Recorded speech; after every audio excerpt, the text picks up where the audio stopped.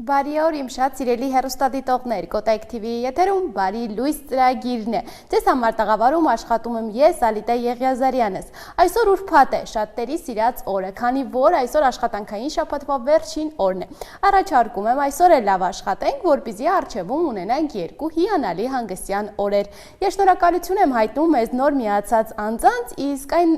հեռուստադիտողները, ովքեր որ աշխատանքի են եւ չեն կարողացել մեզ միանալ, ձեզ մաղթում եմ հաճելի աշխատանքային օր եւ առաջարկում եմ մեր առավոտը սկսենք օգտակար խորհուրդներով, քանի որ առողջ ապրելակերպը եւ առողջ սննդակարգը լավ ու դրական առավոտ ունենալու կարևոր նախապայմաններից մեկն է։ Եվ այսօր միասին խոսելու ենք եգիպտացորենի մասին։ Եգիպտացորենի հայրենիքը համարվում է Մեքսիկան։ Այդ մշակաբույսի հատիկները այնտեղ գտնվել են 5-ից 7000 տարի առաջ։ 15-րդ դարի վերջին Կոլումբոսը եգիպտացորենի հատիկները Իսպանիա բերեց ու այնտեղից էլ այն սկսեց տարածում գտնել։ Այն շատ արժեքավոր մթերք է։ Եգիպտացորենից պատրաստում են բուսայուղ, ալյուր եւ այլ մթերքներ։ Այն նաեւ լայնորեն կիրառվում է դեղագործության եւ ժողովրդական բժշկության մեջ։ Եգիպտացորենը շատ օգտակար է մեր օրգանիզմի համար։ Այն իր մեջ պարունակում է B, E, H վիտամիններ եւ պարունակում է այնպիսի միկրոէլեմենտներ, ինչպիսիք են մագնեզիումը, երկաթը, յոդը եւ նույնիսկ ոսկին։ Այն դրական ազդեցություն ունի մեր աղիների աշխատանքի վրա, օգնում է փորկապության դեպքում։ Լյարդի հիվանդությամբ տառապող մարդիկ եգիպտացորենի ամենօրյա օգտագործման դեպքում կարող են զգալ բավականին դրական ազդեցություն, քանի որ այն ունի լեղամուղ հատկություն։ Եգիպտացորենը օգնում է երիկամաքարային հիվանդության դեպքում, սակայն այս մթերքի գործածությունը չպետք է չարաշահել, քանի որ կարող է հանգեցնել ստամոքսի փքվածության 12 մատնյա կամ ստամոքսի խոց ունեցող մարդկանց այն խորհուրդ չի տրվում օգտագործել։ Պետք է հրաժարվեն նաև կերակրող մայրերը, այն չպետք է չարաշահեն, քանի որ երեխայի մոտ կարող է առաջանալ ստամոքսի ծակոցներ։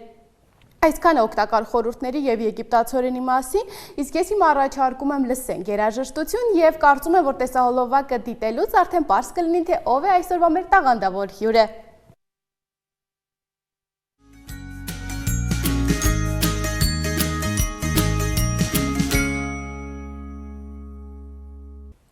Մենք վերադարձանք սիրելի հեռուստադիտողներ եւ արդեն հեռուստադիտողների ճատերը կռահեցին, թե ով է այսօրվա մեր հյուրը։ Իհարկե, այսօր մենք զրուցելու ենք տաղանդավոր երգչուհի եւ պարզապես շատ դրական մարդ Այդա Արամիի հետ։ Բարև ձեզ։ Բարև ձեզ, բարի լույս։ Ինչպե՞ս եք։ Լավ, դուք ինչպե՞ս եք։ Շատ լավ եմ։ Շնորհակալ եմ մեր հրավերը ընդունելու համար։ Ես եմ շնորհակալ հրավերի համար։ Մեր ավանդական հարցով սկսենք զրույցը։ Սովորաբար ինչպես է սկսվում ձեր առավոտը, որպես երգչուհի, արվեստագետ։ Առավոտը երևի թե պիտի իմ դեպքում նախ սկսվում է շատ վաղ, ես սիրում եմ շատ շուտ արթնանալ, եւ պարտադիր սկսվում է մի բաժակ ջրով եւ մտքերը հավաքելով օրվա։ Այդ ընթացքում ինչ-որ դրական բան կարող եմ լսել, չգիտեմ, երգ, որը որ իմ սենց տրամադրում է օրվա պլանների հետ ինչ-որ սենց սինխրոնացնում է։ Նաև այն մարդիկ, ովքեր որ արվեստագետ են, երաժշտությամբ կամ կինոյով են զբաղվում, հիմնականում շատ ուշ են գնում եւ իրենց համար առավոտը շատ ավելի ուշ է սկսում։ Ձեզ դեպքում էլ է նույնը։ Այո, ցավոք սրտի գործի բերմամբ պիտի ուշ քնես ստիպված եւ բայց ես շատ եմ սիրում վաղ արթնանալ։ Դրա համար իմ համար սենց 7-ից ուշ արթնանալը դա արդեն շատ վատ է իմ համար։ Ես համարում եմ օրը կորած։ Դրա համար աշխատում եմ մաքսիմալ շուտ քնել, հնարավորինս շուտ քնել։ Այդա ջան, խոսենք ձեր մի փոքր հետ հայացք նետենք եւ ձեր անցած ուղու մասին։ Երբ սկսեցիք արդեն զբաղվել երգով, երբ զգացիք, որ հենց երգը ձերն է։ Շատ պրիմիտիվ պատասխան եմ տալու, ինձ թվում է։ Միշտ իմացել եմ, որ երգը իմն է, սակայն միշտ չէր, որ երգեր էի գրում, ու դա ինձ մի քիչ հետ էր պահում, որտեղ ես միշտ ինքս մեջ մտածել եմ, որ եթե ես պիտի լինեմ ուղղակի լավ երգչուհի, որպես գործիք, այդ ինձ համար ինչ-որ sense թերի մի բան է, բայց հաշվի առնելով, որ ես այստեղ չեմ մեծացել, ինձ համար երգ գրելը առաջինը գալիս էր ինչ-որ sense մի հատ բարիեր ունեի, չգիտեի որ լեզվով ես պիտի առհասարակ մտածեմ, որ սկսեմ այդ երգը գրել, ինչ-որ էս տիպեր, չնայած փոքր վաղ միշտ ինչ-որ sense պապիկիս հետ աստղերին էինք նայում գիշերվա հազարներին, որտեղ տարբեր ինչ-որ պահերի ինձ արթնացնում էր, ասում էր, տես հիմա օրինակ պիտի ձկանը տեսնենք երկնքի վրա, թե ձուկը ուներ, ես չէի հասկանում, բայց ինձ համար շատ հետաքրքիր էր։ Ու այդ պահերին ես ինչ-որ միշտ երգեր էի գրում, հայերեն, սենց ինչ տեսնում են երգում, էլի այդ տիպի։ Եվ ինձ թվում է շատ վաղ տարիքից հասկացել եմ, որ պիտի երգի մեջ լինեմ պարտադիր։ Ուզեմ չուզեմ Իսկ որ ասում եք մտածում եք թե ինչ լեզվով պետք է հիմնականում ինչ ձևով եք մտածում, ինչ լեզվով եք մտածում եւ չէ կարողանում արտահայտվել։ Ես մեծացել եմ Սիբիրում ու իմ ոնց որ միաժամանակ համ գրել, համ խոսել եմ երկու լեզվով, համ ռուսերեն, համ հայերեն, բայց հետո տեղափոխվել եմ դուրս ու իմ հիմնական երգ գրելը արդեն ավելի լուրջ երգերը սկսեցին հենց անգլերեն։ Դրա համար իմ առաջի CD-ն եղել է անգլերեն, սենց ոնց որ անգլերեն էի ավելի ես ստեղծագործում։ Իհարկե հասկացա, որ անգլերենը ոչ բոլորին է եւ ոչ միշտ է պետք առհասարակ, բայց անգլերենը ունի մի հատ sense սիրուն քողարկելու, քանի որ ոչ բոլորն են հասկանում, ոչ բոլորին է հասանելի, դու կարող ես ամեն ձև գրել, ամեն ձև անկեղծանալ։ Իսկ հայերենը այդ մի հատ sense մեծ քայլ էր ինձ համար, որ ես սկսեցի հայերեն ստեղծագործել, որտեղ հասկանում եմ, որ բոլոր ինչ ճանաչող եւ չճանաչող մարդիկ ամեն բառս հասկանալու են եւ սենց ավելին իմանան իմ մասին, ավելի ես մերկանում մի տեսակ հայերեն ստեղծագործելիս իմ դեպքում իմ համար էր դա խնդիր, բայց կարծես թե լավ, կարծես թե։ Իսկ առաջնային, երբ որ սկսում եք ստեղծագործել, քեզ համար երգը ավելի շատ ինքնաարտահայտման ձև է, թե ավելի ինքնաարտահայտվելու, թե նաեւ մարդկանց հետ շփման միջոց է։ Երևի թե ինքնաարտահայտվելու կարծում եմ, չգիտեմ, որովհետև ես ինչ-որ բան անում եմ, ստեղծագործում եմ, արտահայտվում եմ եւ երևի թե չեմ սպասում այդ հետադարձը, չեմ մտածում նույնիսկ դուր կգա ինչ ձև կլինի, հետեւաբար ոնց որ շփումը արդեն միակողմանի է դառնում, այսինքն ես արտահայտվում եմ եւ ոնց ուզում եք հասկացեք եւ ոնց իսկ հիմնականում ինչ ընկալում ունեն, քանի որ ձեր ոճը տարբեր է, տարբեր ոճերով եք ստեղծագործում եւ հայերեն, եւ անգլերեն, եւ փոքր ջազ, եւ ավելի հայկական, որն են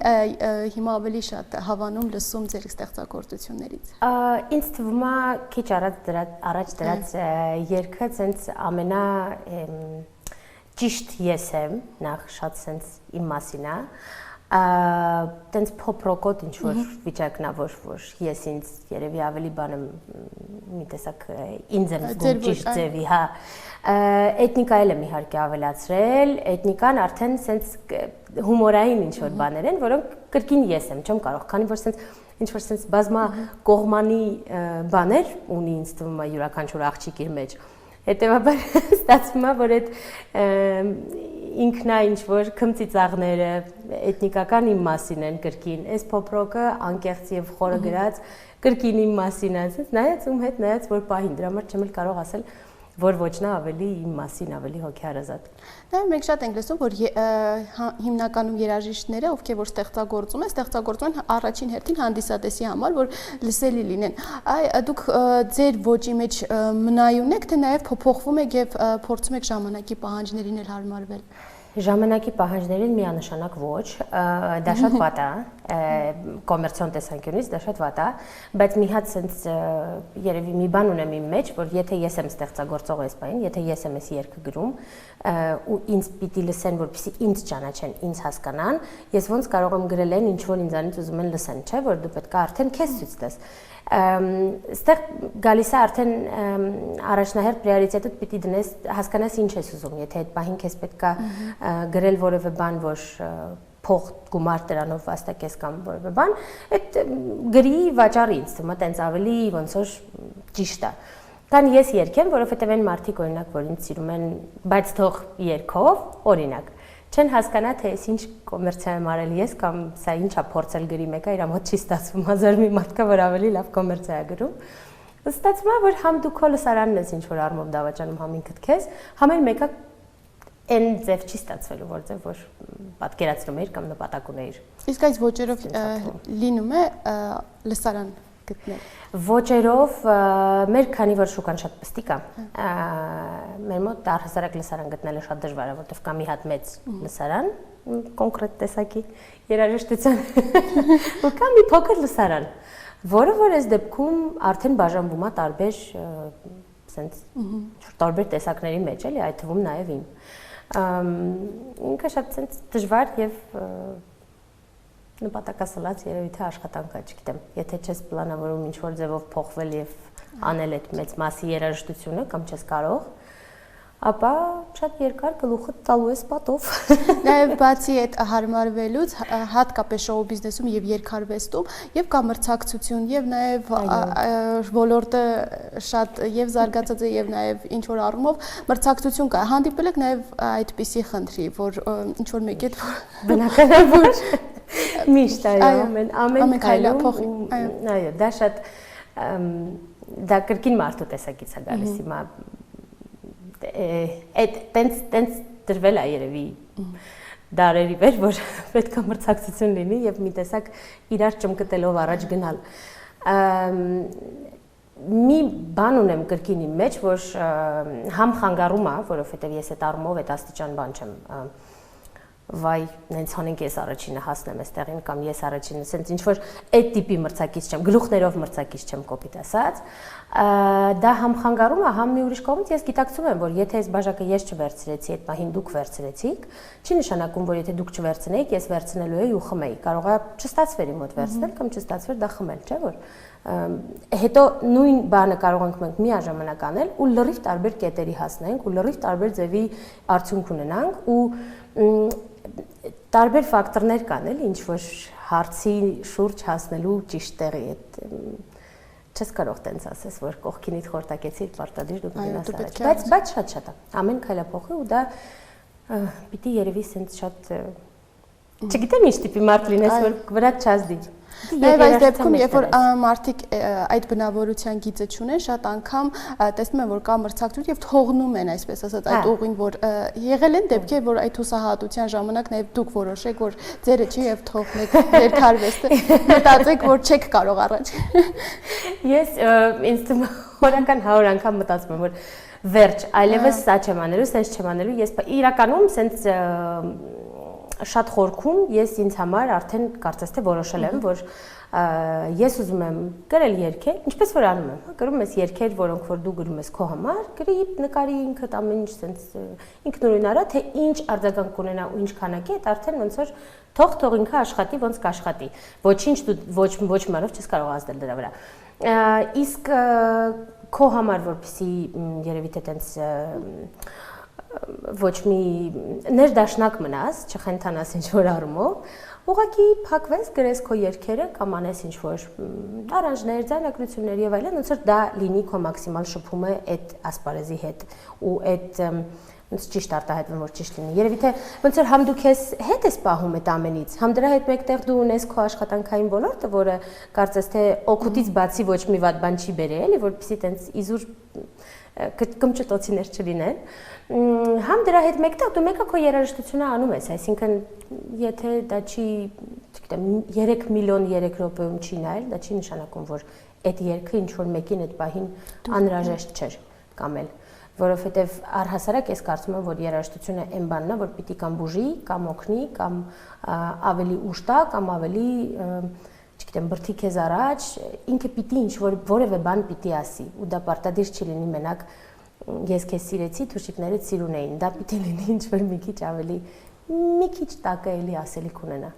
Տենց երկերը իհարկե պիտի լինեն, բայց իմ համար արվեստը հենց նրանում է, որ դու դնում ես ինչ որ մի խորը մի բան, որը մնայուն է նույնիսկ 10 տարի հետո։ Դու կարող ես նորից լսել, ասել, ուժերից հավաքեմ, ոնց որ թե ստացվում է։ Երբ որ դուք ստեղծագործում եք, հիմնական առաքելությունը, որ ուզում եք հանդիսատեսին տակ, որն է, ավելի շատ բուժող թե ուշ տվող։ Երևի ուշ տվող, որովհետև բուժելը տարբեր կետեր են, դու չգիտես այդ բային որն է, բայց երբ որ գլոբալ փորձում ես ուշ տալ մարդուն կամ էներգիա փոխանցել, դու հասկանում ես, որ ինքը այդ էներգիայով իր ճիշտ ծակերը կփակի, էլի մի խոսքով իրան sense կբուժի, ճիշտ puzzle-ը sense կհավասարացնի ու կդառնա մի ամբողջություն։ Նաև երկողին եւ արվեստակին որքան էլ նա ուժեղ լինի եւ ստեղծագործի իր ուժերի վրա կայուն լինի, նաև իրեն է անհրաժեշտ թիկունք, այսպես հատկապես երբ որ ձեր ամուսինը նաև ձեր հենց պրոդյուսերն որքանով է նա ձեզ օգնում ուշ տալի եւ լինում է նաև աշխատանքային երբեմն բախումներ։ Պարտադիր։ Առանց դրա ոչ մի ձև չի լինում, բայց ուշ տալը ինձ թվում է ամենամեծ ուշ տվողը այս կյանքում իմ համար ինքն է, իսկապես, որովհետև այդ հուսահատման անկումների այդ պահերին իրենից լավ ոչ ոք չի գտնում բառ, որ ինձ ասի կամ լռություն, որ ինձ տա, որ ես կարողանամ ինքս ինձ հետ հավաքեմ բոլոր sense գույներս եւ առանց ոչ մի կողմնակի sense պինդ բրթոցների կարողանամ ինքս ինձ հավաքեմ, sense մազերիցս քաշեմ եւ ասեմ դե գնա նորից ստեղծագործի, որտեվ կարաս, որտեվ մեջդ կա ոնց որ թե ծնվում է։ Դրա հետ մեկտեղ միանշանակ լիքը դժվարություն կա, որովհետեւ շատ հստակ պիտի տարանջատես դու հիմա որպես product ես խոսում ես մարդու հետ, թե որպես կին ես խոսում, թե որպես կողակից, թե որպես առհասարակ ընկեր, թե որպես ինչ ես խոսում, որովհետև այն մնացած դեպքերում մենք կռվում ենք։ Իսկ եթե որպես product է, արդեն դու գիտակցում ես, որ մարդը ճիշտ բան է ասում։ Բայց դրա հետ մեկտեղ շատ դժվար է դա ասել, որովհետև ի վերջո դու նայում ես մարդուն, դու հասկանում ես, որ այդ մենակ քո product-ը չի, չէ՞։ Պիտի չվիրավորես, ինքը չգիտեմ, հիմա սենց է, հետո նենց է, բայց ինքը սենց կարողանում է շատ սիրուն ամեն ինչ ձևակերպի։ Իսկ այդ հիմնական ոճային բախումները ոճերի հետ է կապված, դուք այլ ձևով եք ուզում ստեղծագործությունը լինի նայել, թե այլ բախումներ։ Այո, դա էլ է լինում, օրինակ ես ինչ որ երգ եմ գրել կամ ինքն էլ է երգեր գրում երբեմն, բավականին հաճախ ասես թեթև դրական երգեր, ես տենց ավելի դեպրեսիվ երաժշտություն եմ սիրում գրել, մեկ-մեկ սենց թեթև երգ ա գրում, ասում եմ մի հատ սա կարող է փոխենք ինչ որ առանժանես, մի հատ տեսնենք ինչ է դառնում այս երգը, ու սենց ինչ որ առանջ եմ անում, սարքում եմ արդեն ինչ որ սենց համարյա վերջնական տարբերակ, մեկ էլ ասում է, չէ, բայց գիտես, ես այս ձևի կուզեի կամ այս գործիքն եմ ստեղ լսում, ու սենց նստում եմ, ուզում ես, ինքդ նստի արադիշ ես ուզում էլ ոչ մի բան անես։ Ես տենց եմ տեսնում այս երգը։ Հա, տենց բաներ շատ հաճախ են լինում։ Բայց դա էլ շտկել է, այսինքն այդ պահին ինչ որ բան, հետո նստում մտածում ես, ասում ես, լավ, կարելի է էսի չէ, սա ինչ որ կոմպրոմիսի ես գալիս։ Նաև նշեցիք, որ ձեր երգերը հիմնականում դուք եք գրում, չեք վստահում այլ մարդկանց, թե լինում են դեպքեր, որ նաև ձեզ համար գրում են երգեր։ Ինձ համար երևի թե երբեք երգ չեն գրել։ Դե ամուսնուս հաշվի չեմ։ Մտածում եք, որ ձեր չենք կարող այն ինչ որ դուք ուզում եք արտահայտեք, այլ երևի երբեք չեմ էլ դիմել նախ որևէ մեկին, չեն էլ հասցրել երբևիցե իմ հետ կարող ասենք նստենք իրար հետ ինչ որ ստեղծագործենք, շտկենք, սարքենք ավելի էթնիկական, հումորային, սենց ինչ որ բան։ Բայց հիմնականում երևի թե ոչ թե չվստահելն է, այլ եթե դու կարող ես անել ինչու ուրիշ մեկին ասես, կամ եթե դու ավելի ճիշտ գիտես, ավելի անկեղծ է ստացվելու այդ երգը ինչու ուրիշի բառերով, չնայած երբեմն կողքից մարդիկ ավելի ճիշտ ու ավելի լավ են որևէ բաներ տեսնում, բայց երևի տենց երգ տենց առաջարկ երբեք չի եղել, որ լսեմ ու ասեմ ինչ ճիշտ են, ինչ ճիշտ երգ է, լրիվ իմ երգն է, պիտի սա ես կատարեմ։ Իսկ կա ոճեր, որ դեռ այդ ոճերով չես աշխատել, բայց ցանկանում ես, ցանկություն կա նաև այդ ոճերին անդրադառնալ։ Օրինակ հիմա նաև հայկական երգարվեստում մեծ տարածում ա գտնում, երբ որ հայկական ժողովրդական երգերը փոքր փոփոխված կատարում են, ավելի գործիքավորում են, կան նաև այդպիսի նպատակ։ Տենց cover տարբերակներ, ճիշտ ասած, անում եմ համերգների ընթացքում կամ ինչ-որ միջոցառումների ընթացքում։ Դրա համար որպես այդպեսին հենց երգ, որպես իրան թողարկել, երբեք չեմ ուզեցել, երևի ոչ թե չեմ մտածել, հա, որովհետև արդեն մեկա դու իրան ինչ-որ ձևով կիրառում ես, հավես տանում ես։ Էլ չես էլ բան անում, պատկերացնում, որ իրան պետքա տենց ինչ-որ առանձին մնայուն կյանք տաս։ Նաև խոսեցինք համերգներից, բացի Հայաստանից որ այլ երկրներում եք եղել համերգների եւ որն է տարբերությունը հայկական հանդիսատես եւ երբ որ ելույթ եք ունենում այլ երկրում տարբերություններ եւ առավելություններ կան։ Միանշանակ կան, դրսի ժողովուրդը դուրս ասելով նկատի ունեմ Ռուսաստան եւ Եվրոպա իհարկե, բավականին ավելի թեթև են, բաց եւ հեշտ Նաև դա երևի նրանից է գալիս, որ իրենք այդ պահին ուզեցել են, չէ, որ դու գաս իրենց, չգիտեմ, միջոցառումը կամ համերգին են ուզեցել գան, որ դու լինես մի մաս իրենց այդ օրվա այդ երեկոյի, նրանք ավելի պատրաստական ու հեշտ են քո հետ, համ կոնտակտի գնում, համ պարում, համ, չգիտեմ, հետդ երգում։ Մենք ստեղ համերգների ընթացքում օրինակ կարող եմ ասել, որ ոչ միշտ ամ, ինչ որ sense փոքր ժամանակահատված կա այդ լուֆտը պիտի հաղթահարես, կարողանաս մարդկանց տրամադրես, որ նոր իրենք սկսեն հետդ երգել, քեզ արդեն sense ավելի ջերմ եւ մտերմիկ ընկալեն, ու ոչ մեկ չմտածի, վայ, չգիտեմ, ավելի sense ոնց որ մի հատ կոմպլեքսային sense շերտ կա, որը որ մի քիչ ավելի դժվար է ստեղ հաղթահարվում Հայաստանում։ Նաև բացի երբ որ գալիս են արտասահմանից, լսում ենք, որ արտասահմանում, երբ որ այլ երկրներում կատարում եք երգեր, այնտեղի հայերը, այսպես ասած, կարծես կարոտած լինեն հայկական երգերին եւ ավելի շատ են ընդգրկվում հայկական երգերի մեջ։ Այդ առումով ինչ կնկատեք։ Մեր մոտ երևի թե մենք այնքան սովոր ենք, որ մենք հայկական երաժշտությունը եւ երբ ուզենք կարող ենք, չգիտեմ, լսենք, վայելենք։ Դրսում բայց օրինակ հատկապես Ռուսաստան երբ ինչ-որ տենց միջոցառումներ կամ համերգներ են լինում, իրենց համար երբեք խնդիր չի, որ իրանք չեն հասկանում հայերենը։ Իրանք ինչ-որ sense փորձում են հետդ պարտադիր երգեն, որովհետև իրանց այդ մի տեսակ կենսուրախ վիճակը տրամադրում է նույնիսկ քեզ, դու փորձում ես իրանց այդ ընթացքում երգացնես, չգիտեմ, մի քիչ ուրիշ է, մի քիչ ավելի հեշտ է։ Նկատի ունեմ մենակ հայերինը չի, որ կարոտում են էլի, հայ երաժշտությունը դրա համար են տենց հեշտանում։ Ուղղակի երևի թե իրանք որ դրսում են ապրում, իրանց մտածելակերպը մի քիչ ավելի ուրիշ է, ավելի քիչ են մտածում հարևանի կարծիքի մասին ու իրանք ուղղակի կյանքը մի քիչ ուրիշ ձև են վայելում, քան մենք այստեղ։ Երևի թե դա է տալիս այդ հիմնական տարբերությունը, որ իրանք պատրաստ են հետ այդ ուրախությունը կիսեն, բարեն, երգեն, հա։ Նաև խոսենք այդտեղ հետագա պլանների մասին, ինչ նոր համերգներ, տեսահոլովակներ, համագործակցություններ են սպասվում։ Պարտադիր իհարկե լինելու է ամառվա ընթացքում կարծում եմ կլինի համերգի տեսակով ինչ որ մի հատ մի պստիկ միջոցառում։ Դեռ վստահ չեմ երբ եւ ոնց, որովհետեւ չգիտեմ դեռ համարը բոլորս գիտենք երկիչների համար բավականին թեժ սեզոն է։ Դրա համար չգիտեմ թե ոնց եմ երբ կոնկրետ կստացվի դա անել, բայց ամառվա ընթացքում պարտադիր ուզում եմ համ ես եմ կարոտում հանդիսատեսին, համ կարծում եմ հանդիսատեսը, իսկ նոր տեսահոլովակ կլինի հուսամ մինչև ամսվա վերջ, որովհետև նոր գործ եմ արդեն ավարտի հասցնում ու տենց արդեն անցնում եմ հաջորդ գործին, էլի դրա համար նոր տեսահոլովակներ պարտադիր հուսամ 2 ամիսը 1 լինելու են։ Իսկ բարձր ասեմ, որ ինքս ինձ բան դնեմ, էլի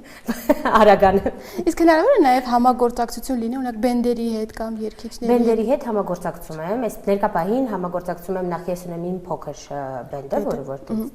ինչ եմ ասում փոքր, որովհետև նաև համագործակցում եմ մի հատ շատ մեծ 18 հոգանոց բենդի հետ, որը որ ավելի շատ օրկեստր է։ Ու իրենց հետ ենք հիմա ասենց ամառվա ընթացքում տարբեր տեղեր երգում, նվագում, այդտեղ արդեն մի քիչ ուրիշ ռեպերտուարային ասենց ծավալ է, բայց իմ բենդով բնականաբար ես իմ երգերն եմ երգում, հետաքրքիր քավերներ եմ անում, ինչպես որ դա Հայաստանում իսկ կան արդեն հրավերներ, օրինակ Չէ, ամառվա կտրվածքով ոչ մի այդպես գործունեություն չունեմ դրսում, որովհետև ամառվա ընթացքում ցենց շատ խիտ է Հայաստանում գործունեությունը, դրա համար չէ ուզենա դրա վրա ժամանակ ծախսեի։ Նաև մեր զրույցը ամփոփելով Այդա ջան, ես կուզեի, քանի որ դուք բավականին փորձ ունեք այս ասպարեզում, խորհուրդ տաք այն երիտասարդներին, ովքեր նոր են ուզում մուտք գործել շոու բիզնես եւ երգարվեստ, դուք խոսեցինք նաև ձեր դժվարությունների մասին, թե ինչպես եք հաղթահարել, ինչ խորհուրդ կտաք նրանց, ինչպես կարող են առաջ գնալ։ Առաջնահերթ երևի թե ամենաճիշտ խորհուրդը, որը որ պիտի երևի թե բոլորս կիրառենք մեր կյանքում, լինել անկեղծ ինքդ քո գործի մեջ։ Եթե դու սենց ես ուզում անես, մի լսի, որ ասում են, որ չգիտես, ոճդ փոխի, մի քիչ սենց արեմ, մի քիչ դա իզուր չի, որովհետև յուրաքանչյուրս ամենալավը գիտենք, թե մենք ինչ բանի մեջ ենք շատ ուժեղ։ Հետևաբար, եթե մենք ինքներս մեզ մի քիչ ավելի շատ լսենք, ինձ թվում է շատ ավելի հեռու կգնանք, որտեղ այդ կողքից ավելի սենց հմուտ կարծիքները երբեմն խանգարում են։ Եվ չվախենալ, բացարձակապես ոչ մի բանից, հիմա չի ստացվում սա, դա չի նշանակում, որ երբեք չի ստացվելու, պետք է ուղղակի աշխատել այդ ուղղությամբ։ 10 անգամից հետո հաստատ ամեն բան ստացվում է։ Շնորհակալ եմ շատ Այդա ջան, հետաքրքիր պոզիտիվ զրույցի համար։ Շնորհակալ եմ շատ։ Սիրելի հեռուստադիտողներ, ես հիշեցնեմ, որ զրուցում ենք այսօր երգչուհի Այդա Արամիի հետ։ Այս պահին առաջարկում եմ դիտենք երգչուհու տեսահոլովակներից ևս մեկը եւ շարունակենք հաղորդումը։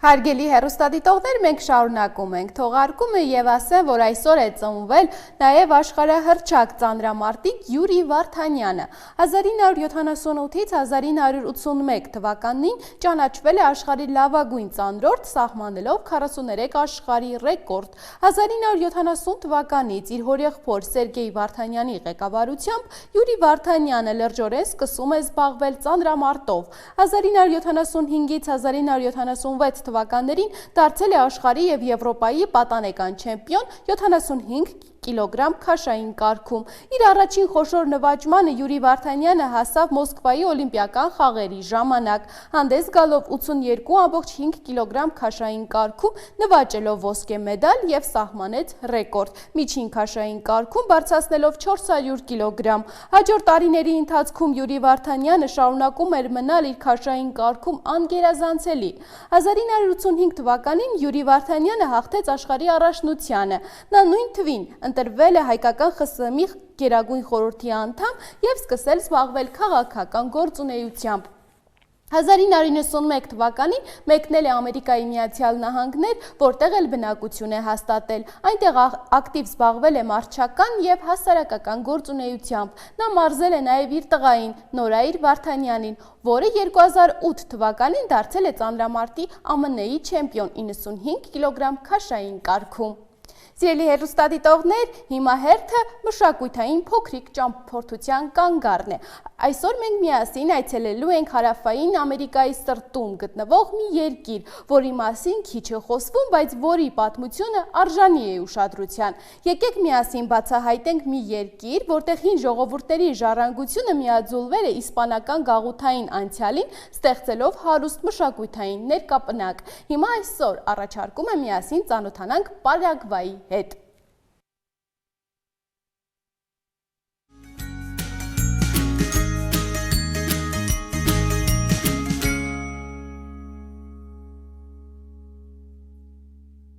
Պարագվայ։ Պարագվայը հարավամերիկյան երկրներից մեկն է, որը չունի ծովային ափ, սակայն իր հզոր ջրային համակարգերով, հատկապես Պարագվայի գետով, դարձել է տարածաշրջանային կարևոր կենտրոն։ Երկրի մայրաքաղաքը Ասունսիոնն է եւ համարվում է տարածաշրջանի ամենահին մայրաքաղաքներից։ Պարագվայը բազմազան է ինչպես իր բնությամբ, այնպես էլ մշակույթով։ Պարագվայում պաշտոնական երկու լեզու կա՝ իսպաներեն եւ գուարանի, որը բնիկ ժողովուրդների լեզուն է եւ սիրված է նույնիսկ երիտասարդ սերնդի շրջանում։ Սա դարձնում է Պարագվայը եզակի երկիր, որտեղ բուն լեզվամշակույթը պահպանվում է պետական մակարդակով։ Հնագույն ժամանակներից Պարագվայի տարածքում բնակվել են հնդկացիների տարբեր ցեղեր։ 16-րդ դարի առաջին կեսին Պարագվայի տարածքը գաղութացրել են Իսպանիայի գաղութարարները, նվաճված տիրույթներում հաստատելով գաղութային կարգեր։ Նրանք դաժանորեն շահագործել են բնակչությանը, ճնշել հնդկացիների մետիսների ապստամբությունը։ Սակայն 19-րդ դարի սկզբին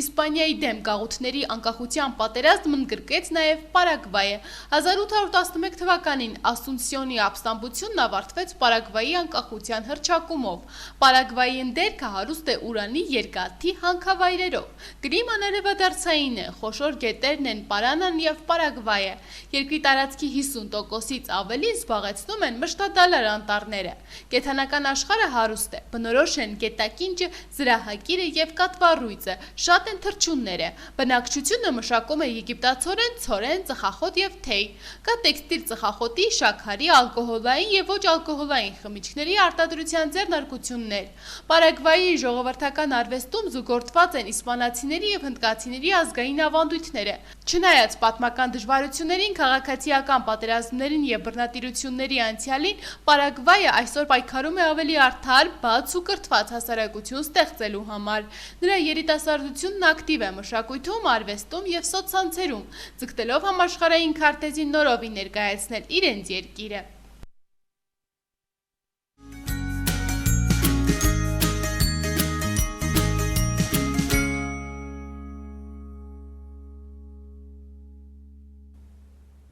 Ֆրանսիացի քանդակագործ Օգյուստ Ռոդենի հուսահատություն քանդակը, որն ավելի քան 100 տարի համարվում էր անհետ կորած, վաճառվել է Ֆրանսիայի Վիլանդրի ամրոցում կայացած աճուրդում։ Գնորդը $982,000 է վճարել փոքր 28.5 սանտիմետր բարձրությամբ մարմարե արձանիկի համար։ Նստած մերկ կնոջ ֆիգուրը Ռոդենը ստեղծել է 1892-ից 1893 թվականներին, երբ աշխատում էր դժոխքի դարպասներ քանդակագործական խմբի վրա։ Խումբը նախատեսված էր Փարիզի նոր դեկորատիվ արվեստների թանգարանի մուտքի դարպասը զարդարելու համար, և դրա կոմպոզիցիան հիմնված էր Դանթեի աստվածային կատակերգություն ստեղծագործության սյուժեի վրա։ Արձանիկը 1906 թվականին աճուրդում վաճառվել է 4100 ֆրանկով, որից հետո դրա հետքը կորել էր։ Այժմ այն ներառված է Օգյուստ Ռոդենի աշխատանքների պաշտոնական կատալոգում և համապատասխան վկայականը տրամադրվել է քանդակի նոր սեփականատիրոջը։ Սիրելի հեռուստադիտողներ, հիմա առաջարկում եմ ծանոթանանք Դանգքսիա երկրաբանական այգու հետ, և այն ոչ միայն հրաշք վայր է, այլև Չինաստանի հպարտությունն է նաև եզակի բնական հրաշք ամբողջ աշխարհի համար։ Այս վայրը իր գունեղ և խորհրդավոր լեռնաշղթաներով, քարերի ձևավորումներով և տարօրինակ երկրաբանական կառուցվածքով իսկապես եզակի է։ Առաջարկում եմ հաղորդման վերջում միասին ծանոթանանք այս հրաշագեղ վայրի հետ։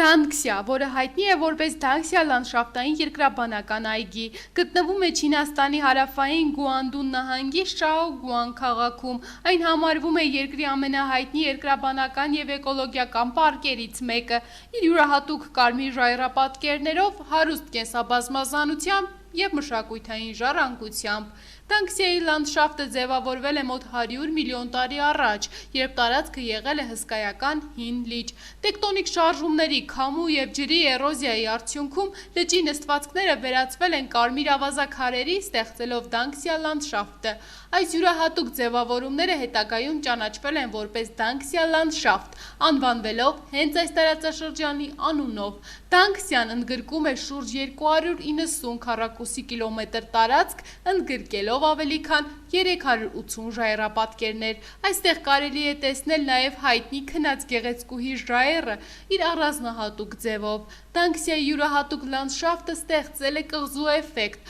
ապահովելով ապաստան բազմաթիվ հազվագյուտ և վտանգված տեսակների համար։ Կենդանական աշխարհը նույնպես հարուստ է, այստեղ ապրում են 88 սողունավորներ, 288 թռչուններ, 37 երկենցաղներ, 100 ձկներ և 1023 միջատներ։ Դանգքսիան ունի նաև հարուստ մշակութային ժառանգություն։ Տարածքում պահպանվել են հին ամրոցներ, տաճարներ, հնագույն գյուղեր, գերեզմաններ և ժայռափոր արձանագրություններ։ Այս ամենը վկայում է մարդու երկարատև ներկայության մասին այս տարածաշրջանում։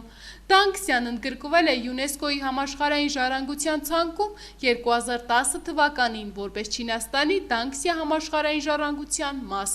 Այն նաև ՅՈՒՆԵՍԿՕ-ի գլոբալ երկրաբանական պարկ է դարձել 2004 թվականին։ Այս տարածաշրջանը համարվում է երկրաբանական ուսումնասիրությունների կարևոր կենտրոն, հատկապես կարմիր ավազաքարերի և ջերմ ու խոնավ շրջանների էկոհամակարգերի զարգացման։ Դանգքսիան գտնվում է Շաոգուան քաղաքից մոտ 2,5 կիլոմետր հեռավորության վրա։ Այցելելով այստեղ կարող եք վայելել լանդշաֆտի գեղեցկությունը, քայլելով բնության մեջ, այցելելով տաճարներ և ուսումնասիրելով հնագույն ժառանգությունը։